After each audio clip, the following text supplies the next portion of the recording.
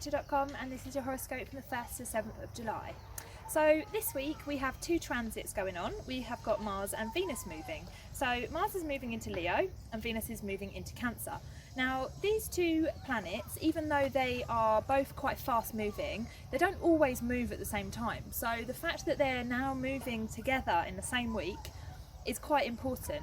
What it's going to do is it's going to get us to refocus on our relationships in particular, and the balance of masculine and feminine that we have within ourselves.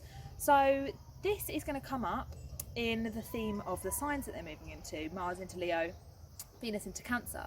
So Mars into Leo, this is a fire sign, so this is already quite a masculine sign. So Mars in Leo is about being motivated to put yourself forwards and to say, here I am, I'm ready, I'm the leader, I've got what it takes to do this.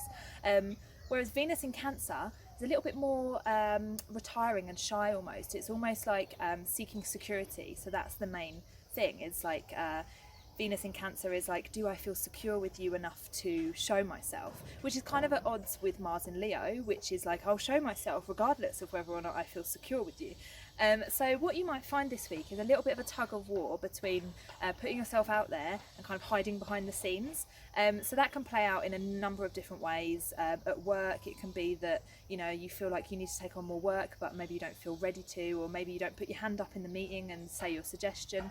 In your relationships, it can come across as like wanting to be heard, but not kind of like having the guts to like put it forward. So perhaps you might end up having a few kind of like debates with people because you're not fully expressing what it is that you need. You're not expressing your needs in a way that Mars and Leo wants to, but Venus in Cancer kind of like shies away from.